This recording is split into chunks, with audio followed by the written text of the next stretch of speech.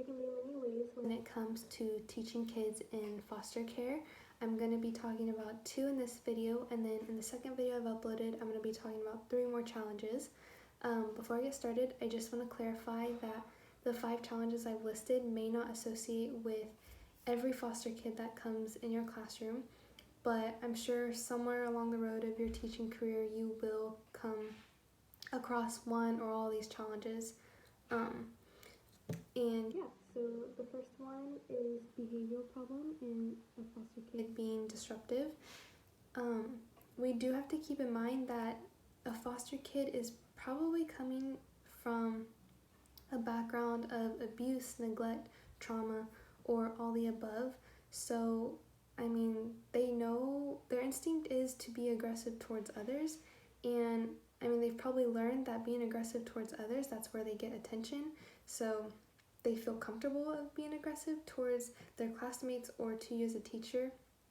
And in the next slide, I'm actually going to be talking about how we as a teacher can deal when they have behavioral problems or they're being disruptive to the whole class. The second one I have is that they tend to fall behind in the classroom. And I mean, I don't blame them.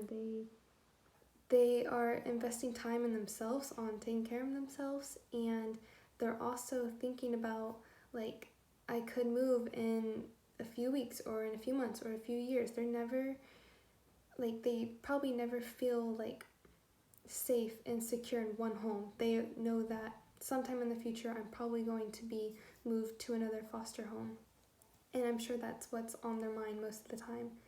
And also, when it comes to doing homework, they probably don't have good study skills or good time management.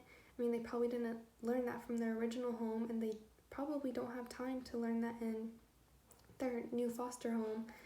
And I just think that their biggest concern is where their next home's going to be, or just taking care of themselves, and they don't want to put that 100 or 110% in getting their homework done or doing well in school. They don't care about that because they keep going from school to school to school, and I mean, I'm sure they're just like, oh, I'm gonna be going to another school in another month or so. So we just have to keep in mind that they're more likely to fall behind because they just keep going from school to school, and they probably have never been taught good learning strategies or time management. And yeah, I don't know if that's making sense, but I'll be talking more about it in the next slide of how we as teachers can help them not fall behind and hopefully succeed in the classroom.